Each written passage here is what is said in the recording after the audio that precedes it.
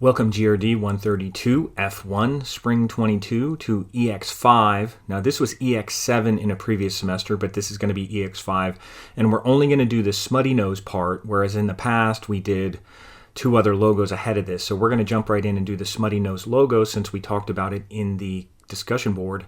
And what you're going to do first is go to My Warren, and you're going to go to coursework, and you're going to go down to unit 4, and you're going to look for ex5. And you're going to click on this shared link that I shared with you from Gravit. So click on that. If you're not logged in, you may have to log in. So when you come here, you can log in. So I'm going to log in. Now you may already be logged in, so that's fine. So I'm going to log in. So now I'm logged into my account, and this is still shared. So what I'll do is I'll save to my cloud, and I'll go to Save to Cloud As, and I'll go in here, and I'll change last F to my last name, first initial. And again, when you save a shared link, it doesn't show you the save button, so you just have to hit enter. And let me make sure I'm in here, and it looks like I am. Okay, now it's shared to my cloud. And one thing you'll see these other pages here, and they're from the spring semester. We did Children's Place and we did Shelby. We're going to skip over those for now. We're going to jump right to the Smutty. So you can go right to the Smutty page.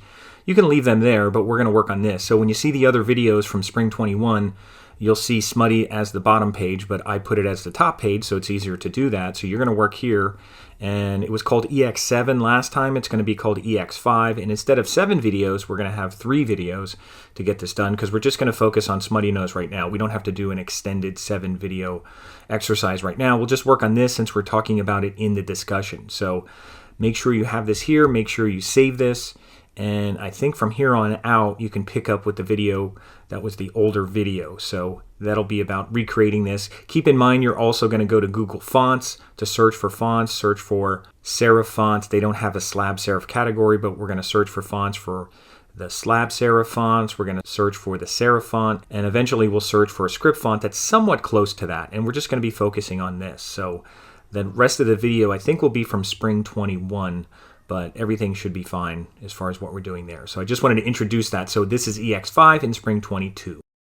Now we're not doing the whole label. We're only going to focus on fonts. Now this is going to be kind of a neat little project here because we have a script font. We have this one here. We have Old Brown Dog in a slab serif. We have Old Brown and Dog and American Brown Ale in a slab serif. So we have 3 fonts going on here, and I'll probably save this one for last. Now, I'm not sure if we're going to find anything really close to this, but we're going to do the best we can, and we're going to try to match these up. I might just start off with this one, with this brewing company. Now, some people said this was a slab, and it's really hard to see here, so I'm going to zoom in here. Now, what's distinctive? Well, the C has a beak at the top, but not on the bottom. It has a little bit of a spur on the G, if you remember that. The W doesn't cross over, they kind of join together. And it's really hard to see if it's slab or just a plain serif. And the R has a little bit of a dip here on the leg. It's like the inside of the leg goes straight. This one kind of dips. So we're going to try to find that first. That's what I'm going to try to find first. And it's very condensed.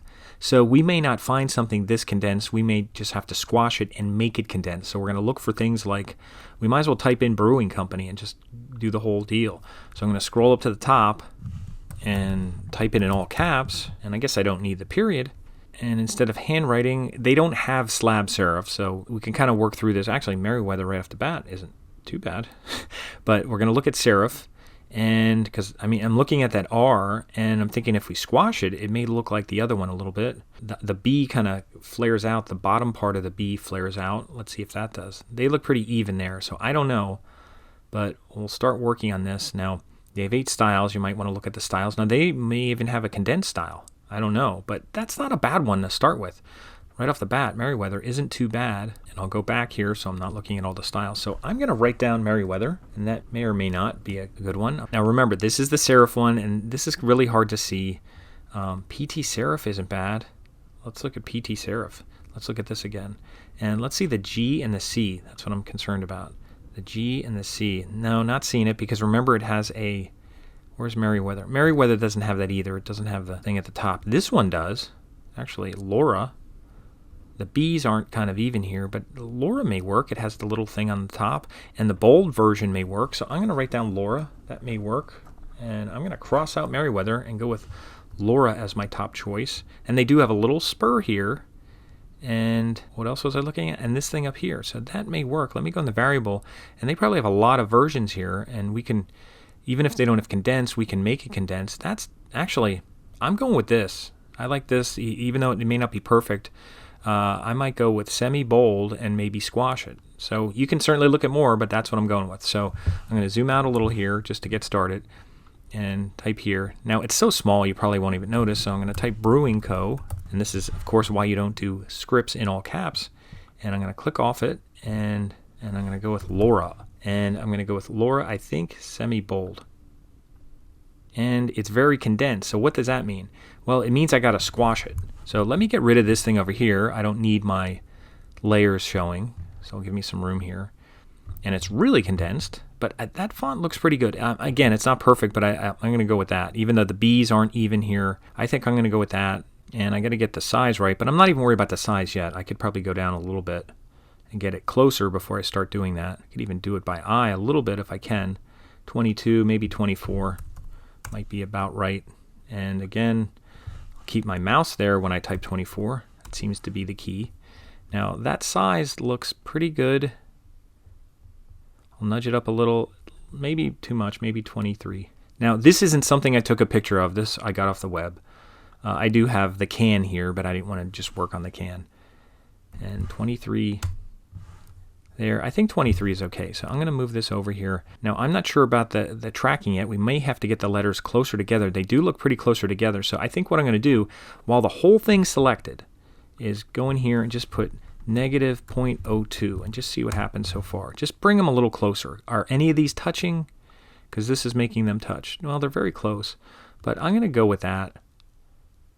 Well, maybe 0.01. Negative 0.01. I'll try that just to tighten them up a little bit. And now what I'm going to do is I'm going to squash it.